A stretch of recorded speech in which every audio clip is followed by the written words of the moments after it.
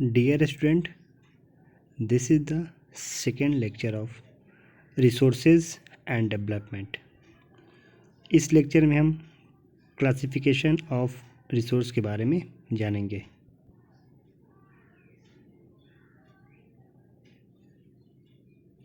On the basis of origin. On the basis of origin के according resource को हम लोग दो भागों में डिवाइड करते हैं, biotic and abiotic. Biotic resource को हम लोग लिविंग थिंग्स के नाम से भी जानते हैं. These are obtained from biosphere and have life, such as human, flora and fauna. It is called biotic. And abiotic, all those things which are composed of non-living things are abiotic resource. Example, rock, metals, etc. Next, on the basis of exhaustible, renewable and non-renewable resource. Renewable, the resources which can be renewed or reproduced by physicals, chemicals and mechanical process. Example, solar energy and wind energy. Next, non-renewable resource. The resource once consumed cannot be replaced are known as NRS. These resources take millions of years in their formations. Example, oil and coal. Next, on the basis of ownership. Ownership के base पे resource को हम लोग चार भागों में divide करते हैं, individual, community, national and international. Individual resource, resources which are owned by private individuals are known as IR. Example, private company and houses.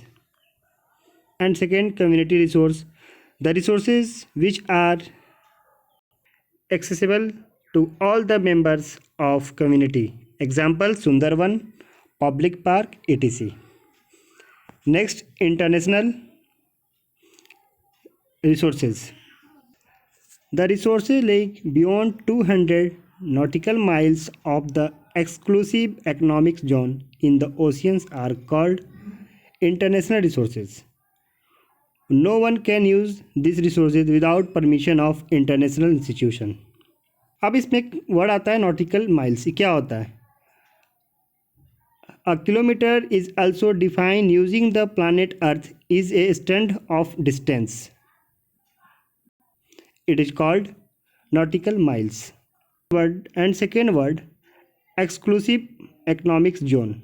What is the EEZ?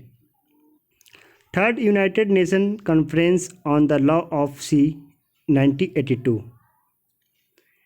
An area of coastal water within a contained distance of a country coastal line to which the country claims exclusive right to fishing and other economic activities is called EEZ. According to international resources, geological resources जिसपे minerals, gas, oil, rocks, mountain and valley आता है. Hydrological में आता है underground and surface water. Atmosphere में आता है include air, its temperature and rainfall. Next, national resource. The resources which come under the nation are known as national resources. यानी 200 nautical miles के अंडर अगर आपका कोई भी रिसोर्सेज है उसे हम नेशनल रिसोर्सेज कहेंगे. एग्जाम्पल में आप इसमें नेचुरल और मैन मेड दोनों ले सकते हैं. नेक्स्ट आते हैं on the basis of status of development.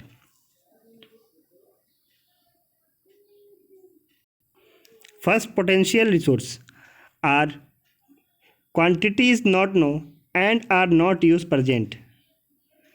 ना उसकी क्वांटिटी के बारे में हमें पता है, ना उसका यूज़ हम लोग प्रेजेंट टाइम में कर रहे हैं.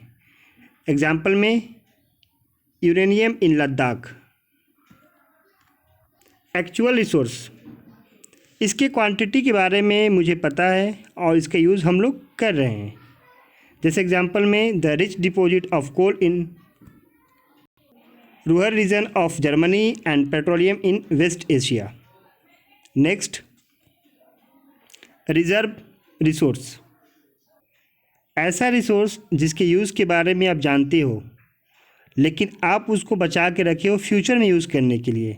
जैसे फॉर एग्जांपल यूएसए ने क्या किया, अपने यहाँ बहुत सारे पेट्रोल का स्टॉक करके रख लिया है। क्यों?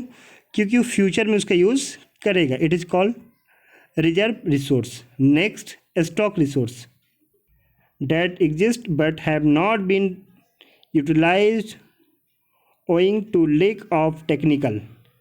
Example, making hydrogen and oxygen from water. हमने इस लेक्चर में क्लासिफिकेशन ऑफ रिसोर्स के बारे में जाना, जिसमें हमने on the basis of status of development को जाना। उसके बाद हमने on the basis of ownership के बारे में जाना। यहाँ पे इंडिविजुअल के मैंने एग्जांपल दिया, Reliance company is the individual resource. National resource, आपका Indian railway is called national resource. उसके अलावा हमने on the basis of exhaustible के बारे में जाना। उसके बाद हमने on the basis of origins के बारे में जाना। इस लेक्चर के लिए बस इतना ही। नेक्स्ट लेक्चर में हम जानेंगे डेवलपमेंट ऑफ रिसोर्स। अगर ये वीडियो आपको अच्छा लगे तो please like, comment and subscribe our YouTube channel.